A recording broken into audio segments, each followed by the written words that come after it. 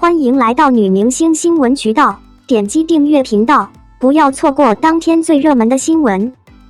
赵丽颖新造型杀疯了，公主切紫色挑染搭配网纱吊带裙。近日，赵丽颖参加开始推理吧造型曝光，赵丽颖尝试公主切发型，紫色挑染搭配网纱吊带裙，妆容也偏暗黑风，妥妥的病娇美女。不仅如此，赵丽颖状态也非常好，完全没有变老的痕迹，暗黑造型与恐怖本的适配度太绝了。就是说赵丽颖还是什么惊喜是我们不知道的。赵丽颖专注拍戏，很少上综艺，开始推理吧放出节目预告，大家都被赵丽颖惊艳到了。从清纯可爱到暗黑萝莉，赵丽颖对每种风格都拿捏得死死的，每一次都会带给大家不一样的感受。这一次的妆造也让很多网友梦回沈玉，在线疯批美人。沈玉是赵丽颖首次尝试悬疑剧《谁是凶手》中的角色，赵丽颖饰演的是一个心理医生，从小就很聪明，遇到事情也特别冷静，和父亲沈海洋相依为命。后来发生一起名为海州案的重大案件，凶手迟迟未被抓获，甚至不惜杀掉沈海洋，营造出沈海洋就是凶手的假象。沈玉由于不了解海州案，便认为父亲是凶手，出于保护父亲，一直被凶手利用，做出了很多违背职业道德的事情。谁是凶手播出以后，很多网友也被赵丽颖惊艳到。了解赵丽颖的人都知道，她是因为拍摄古装而走红，而她很多口碑不错的电视剧大多数都是古装剧。但是赵丽颖并没有选择一直待在自己的舒适圈，选择了转型。而谁是凶手里面沈玉角色的塑造，无疑宣告着赵丽颖的首次转型已经成功。最近赵丽颖的新剧《幸福到万家》的播放，她首次尝试乡村题材的电视剧，收视率的飙升也意味着赵丽颖的转型再次成功。她不再是流量小生，而是实力派演员。期待赵丽颖带来更多题材的电视剧，未来可期。收视夺冠，幸福到万家首播，赵丽颖一出手就是王炸。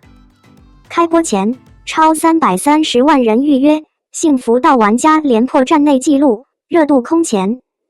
如今正式开播，北京卫视收视夺冠，东方卫视位居第二，幸福到万家为两大卫视带来了一部爆款。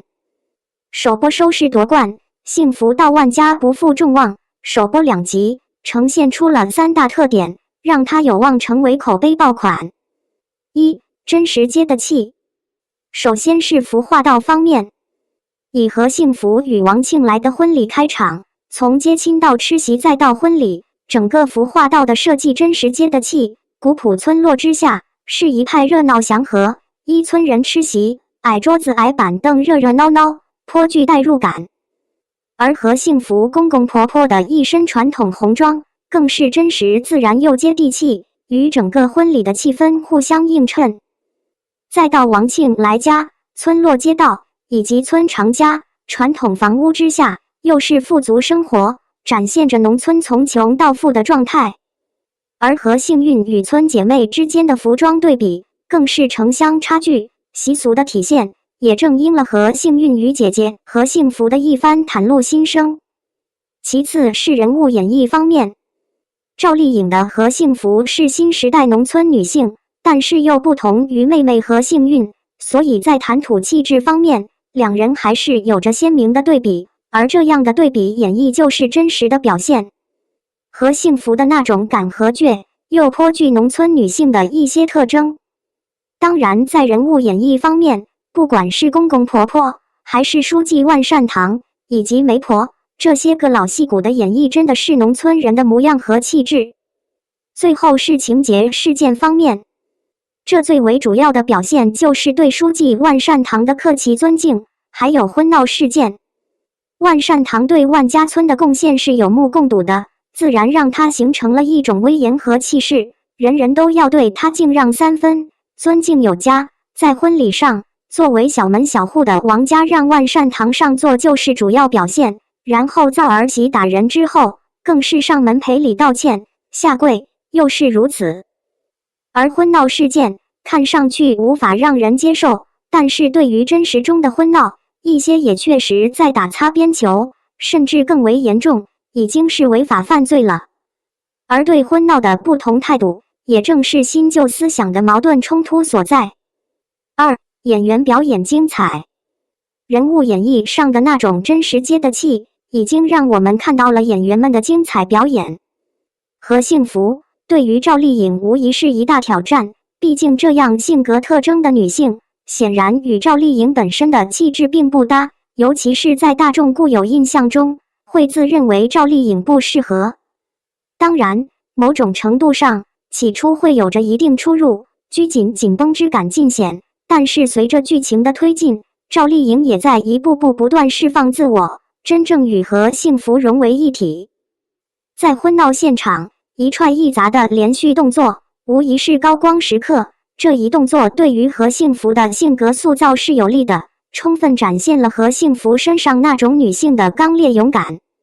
而在此后向书记讨要说法，又是倔强的体现。而在这背后，还有着农村女性的那种淳朴善良，一心只为说法公道，整个呈现上又不卑不亢，张弛有度，真的是让人眼前一亮。唐僧对于王庆来的塑造，演绎出了那种窝囊之感，虽然老实憨厚、胆小怕事，但是又能够让人理解代入。张喜前和池鹏两位老戏骨，无疑是农村角色的专业户，其塑造了很多成功的农村角色形象。而在这部剧中，饰演何幸福的公公婆婆，无疑是完美契合，绝对适配，看不出演绎的模样，举手投足之间都精湛到位。当然，性格塑造上，二老是大不相同的，尤其是池鹏饰演的婆婆，一面站在王家的立场上劝阻儿媳道歉，一面又能够体会理解何幸福的心情，更是有着一丝羡慕与兴奋，因为对于王家来说是有希望了，所以还是相对开明的。刘薇饰演的万善堂更是不用多说，自带领导的那种威严与气势，就是活脱脱的一个大领导模样。三、立足现实，人文关怀。立足现实不用多说，一场婚闹无疑揭开了众生相以及当下农村的一些恶习乱象。虽然从穷到富，但是并不意味着已经步入了完全小康，就是新农村了。而这就是该剧接下来的重点。婚闹的背后，首先是陋习，然后是对女性权益的侵害，另外还有情理和法理的问题。对于陋习来说，人物新旧思想的碰撞，无疑是矛盾冲突点，自然最终就是要破除陋习，真正建设新农村。而作为女性，何幸福又要代表新农村女性谋求权益和幸福，身份的受限，公公婆婆传统观念的束缚，最终又是情理和法理之间的选择问题。在现实的基础上，该剧给予了每个人物以人文关切，对问题是客观描绘，没有激烈批判，而是揭露出各自的困境，然后在一次次碰撞之下，最终逐步和解、认同、解决终极的现实问题。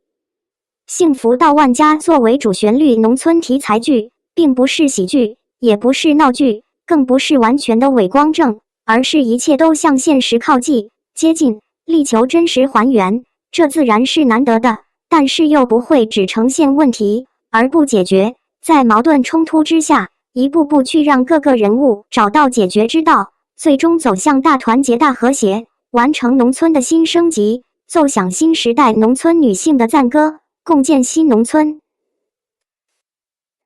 仅播2集，收视直逼第一，赵丽颖一出手就给国产剧带来一部王炸。人世间从导演到演员，从故事到台词，从摄影到场景，反映了一个时代浪潮中的真实群像和社会变迁。幸福到万家中的幸福，既是指女主人公和幸福，也是指精神状态中的幸福。顾名思义，幸福到万家以小见大，就是讲述女主和幸福嫁入万家村后，如何带领万家村过上幸福生活的故事。2022年，国产剧迎来了一系列的变革。在题材和类型上，主旋律和现实题材回归主场，女性题材继续收割话题， IP 改编呈现多元化，其中人世间率先开局，背后的意义更是不言而喻。年代剧几乎是所有类型中能够同时兼具家国情怀和百姓生活的最佳载体。人世间从导演到演员，从故事到台词，从摄影到场景，反映了一个时代浪潮中的真实群像和社会变迁。每位观众都能从中找到自己的影子，找到属于自己的精神家园。作为又一部年代大剧，《幸福到万家》被观众亲切地称为乡村版人世间。如果说人世间是一幅描绘北方城市老百姓生活的历史画卷，那么幸福到万家就是一部聚焦农村发展的磅礴变迁史。一个讲述城市的故事，另一个讲述乡村的故事。而且幸福到万家的切入点非常巧妙，围绕着新农村的建设的方方面面，以一位时代女性作为主视角，讲述了一个发人深省的励志故事。既充分展现了年代剧的纵深感，又充分展现了都市剧的时代感，切合了当下社会热点，同时紧跟女性励志的话题。最主要的是，整个故事的落脚点很接地气，全都是真实生活中的场景。一、充满烟火气的新农村。剧集刚开场，浓郁的乡土气息扑面而来。老式缝纫机、黑白电视剧、木质的床铺、桌子上的暖水瓶、厨房悬挂的腊肉和辣椒，真实还原了农村的生活场景，每一帧画面都是熟悉的老味道。故事发生在国内某乡村，画面中处处可见令人流连忘返的田园风光。小桥流水，绿色田园，不远处的农家小院冒着缕缕炊烟。剧中欣欣向荣的万家村，一比一还原了农村的生活场景，让观众很容易产生代入感。这一系列场景中，可以看到农村新与旧的时代差异感。相较于快速发展的城市生活，剧中的乡村生活场景无疑治愈了当代年轻人的心灵，并给予了一定的启示。追根溯源，我们都是农民的孩子，那么乡村振兴就需要我们一代又一代人的努力和奋斗。二、外来媳妇发出三声质问，为万家带来了幸福。幸福到万家是根据秋菊传奇改编，而张艺谋的电影《秋菊打官司》也是由这部小说改编而来。由于电影时长限制，《秋菊打官司》只能选取其中一部分，所以难免会有些遗憾。而《幸福到万家》作为电视剧，则是较为完整将原著小说搬上银幕。不过，按照原著的尺度，很难完美呈现出来，所以该剧进行了一定程度上改编，最终变成了一部贴合当下社会热点的年代剧。原著中的女主角名叫秋菊，在剧中改为何幸福，听角色名字就能看得出很接地气。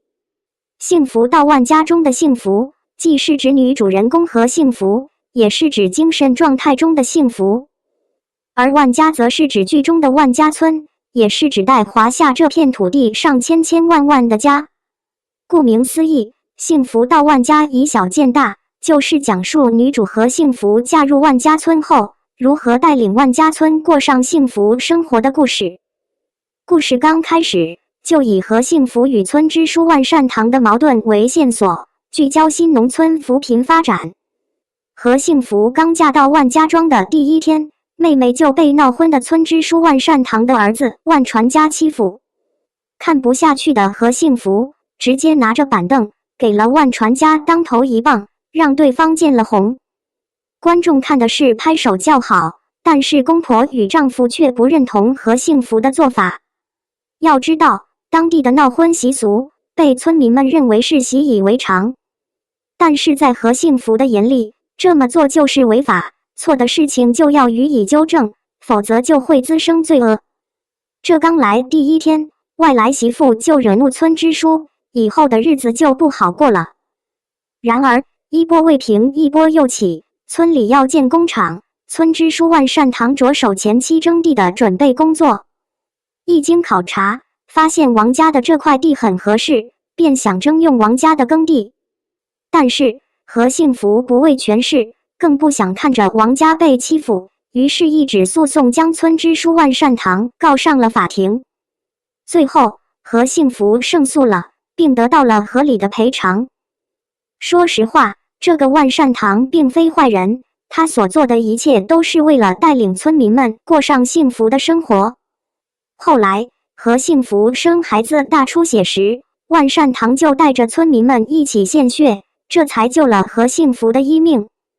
原本这件事让两人的关系有所缓和，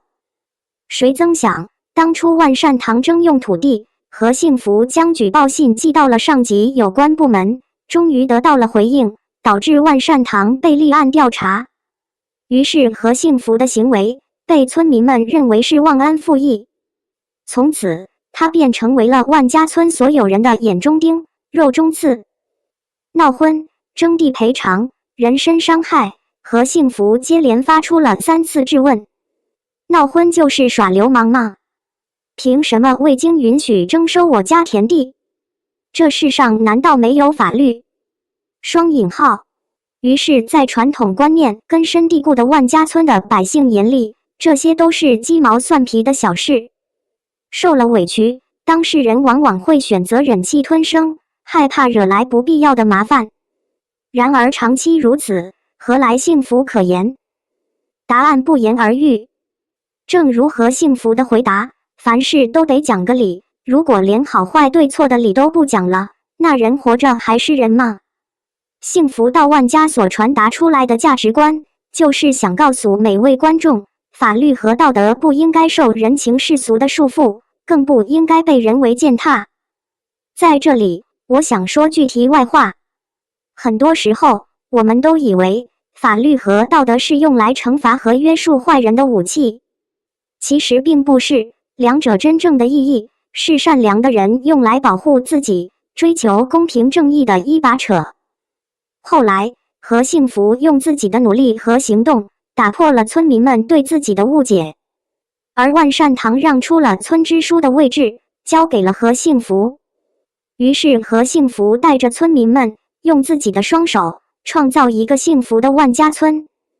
3. 终于有一部乡村味的年代剧，尽显家的温暖。幸福尽万家视角放在乡村，聚焦在普通老百姓身上，无疑是弥补了年代剧的空白，还让题材更加丰富。整部剧贴近于生活，没有高大上的人设，没有虚构的情节，而是真实的发生在我们的身边。故事的意义值得每位观众去反思和琢磨。虽然幸福到万家的剧情矛盾冲突不像都市剧那般熟悉，但是这些家长里短在新的视角下同样具有看点。观众能够看到不一样的年代剧，看到不一样的女性力量，看到不一样的新农村风貌。试问，幸福从何而来？幸福不是从天上而降，生活中的点点滴滴都存在着幸福，但是要靠自己的双手去奋斗。值得一提的是，在剧中，脱贫并不只是经济上的改变，还是思想上的蜕变。当经济快速发展，老百姓的思想也应该与时俱进，共同走向精神文明富足的幸福新生活。目前，幸福到万家仅播2集，2大卫视联播，收视率都高于平均水平。在北京卫视和东方卫视播出后，霸占了2大卫视收视第1的宝座。而相比同时段的所有电视剧，幸福到万家收视率直逼第1，排在了黄金时段的第2位置。总的来说，幸福到万家是一部接地气、足够真实的年代剧。从何幸福的身上，我们能够看到炎黄子孙的精神风貌。即使当下很苦涩和不完美，面对命运接二连三的捉弄，何幸福都没有被打倒，而是用乐观和积极的心态，努力创造幸福的未来。